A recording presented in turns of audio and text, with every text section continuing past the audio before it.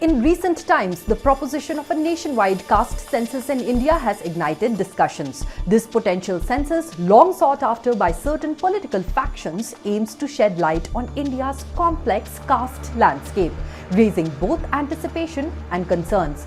Today, when India is on a growth trajectory propelled by robust economic policies and social welfare initiatives of the government, does a caste census really aim at justice for the marginalized, or will it result in dividing the society further? Hello and namaste, I am Richa Dwivedi and this is NIJ Explained.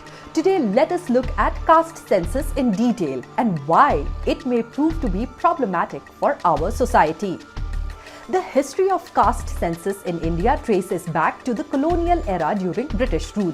The British administration introduced caste-based population enumerations in 1881, primarily for anthropological purposes, aiming to understand the diverse demographics of the colonized population. The initial attempts at census taking categorized castes into different hierarchies, labeling them as superior, intermediate, trading, pastoral, and so forth. However, these classifications legitimized state-sanctioned notions of caste superiority and inferiority, shaping societal perceptions. Post the 1931 census, there was a prolonged absence of reliable and comprehensive caste-related data collection. India's transition to a republic in 1950 brought with it the aspiration to move towards a society free from caste distinctions, thus veering away from conducting caste-based enumerations. Throughout India's post-colonial history, the debate around conducting a comprehensive caste census has been fueled by varying opinions and ideologies. Advocates argue for updated data to inform affirmative action policies, while opponents emphasize the risks of entrenching caste divisions and prefer focusing on holistic socio-economic criteria for upliftment and progress. Recently, Bihar unveiled its first caste census since the nation's independence, divulging significant statistics. This survey revealed a predominance of other backward classes or OBCs and extremely backward classes or EBCs, comprising 85% of the state's populace, while forward castes represented only 15.5%. The last significant attempt in 2011, termed the Socio-economic and Caste Census or SECC, faced criticism for its reliability, rendering the data unusable for official purposes. This unreliability has spurred demands for an accurate census, as certain segments advocate for revised affirmative action policies based on updated statistics. But what is the centre's take on this? Well, contrary to these demands, the Modi government staunchly opposes a nationwide caste census, citing concerns of perpetuating social fragmentation. Prime Minister Modi emphasizes a more inclusive approach, focusing on socio-economic criteria to identify and assist the underprivileged, fostering a more united and forward-moving nation. मेरे लिए देश में 4 जातियां ही सबसे बड़ी जातियां हैं।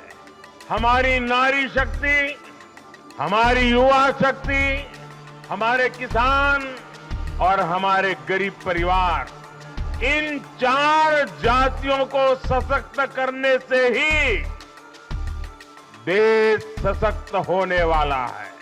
Critics of a caste-based census caution against transforming job reservations solely on caste lines, overlooking skill-based qualifications. The government advocates against this, aiming to prioritize the poorest individuals based on financial, living standards and educational criteria.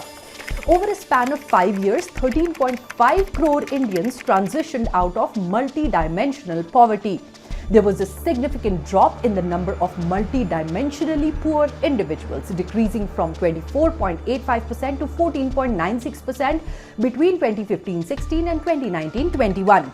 Rural regions experienced the most rapid decline in poverty, plummeting from 32.59% to 19.28%. The government is implementing policies that elevate poor toward a minimum acceptable standard of living as a priority. Now a question comes to our mind. What can really be so wrong if a nationwide caste census is conducted? The data could be used in policy making, right? Not entirely. A caste census has several downsides. A caste census risks reinforcing and perpetuating societal divisions based on caste. Categorizing individuals into specific caste groups through official records could solidify caste identities, potentially worsening social tensions rather than alleviating them. One major concern revolves around the flawed assumption that job reservations solely based on caste ensure equitable representation.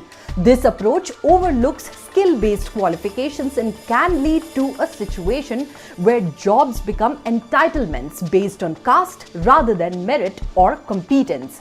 Advocates for a caste census sometimes push for caste-based reservations in private sector enterprises. If implemented, this could disrupt the job market and the economy by mandating caste-based quotas in hiring practices, potentially affecting productivity and competitiveness.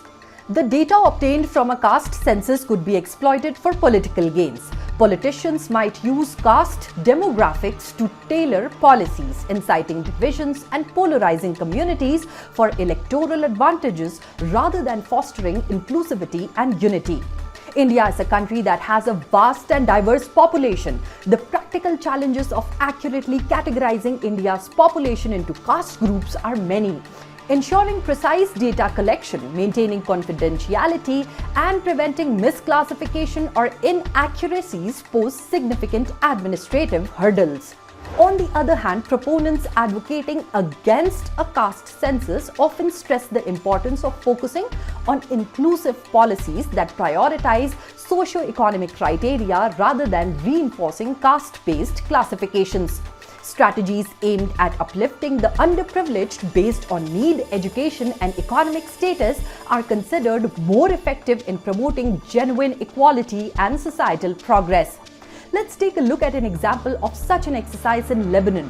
Lebanon is home to various religious communities, primarily Maronite Christians, Sunni and Shiite Muslims, and smaller groups like Druze and others. The confessional system was created to ensure political representation for these diverse groups. Lebanon's political power-sharing arrangement mandates that the president must be a Maronite Christian, the Prime Minister a Sunni Muslim, and the Speaker of the Parliament a Shiite Muslim. Parliamentary seats are divided equally between Muslims and Christians. Lebanon hasn't conducted an official census since 1932 due to fears that updated demographic statistics might upset the delicate confessional balance. The confessional system has contributed to political tension and instability. Can India afford to have such hurdles at this juncture? The government's steadfast stance against a caste census prioritizes unity over fragmentation. The Modi government has shown how policies aimed at holistic development are steering India towards a bright future. A caste census will only derail efforts aimed at the development of a united and empowered society. So if you found this episode of NIJ Explained insightful, let us know your thoughts in the comments below. Until next time, this is Richa Dwivedi signing off. Dhanyavad and Namaste.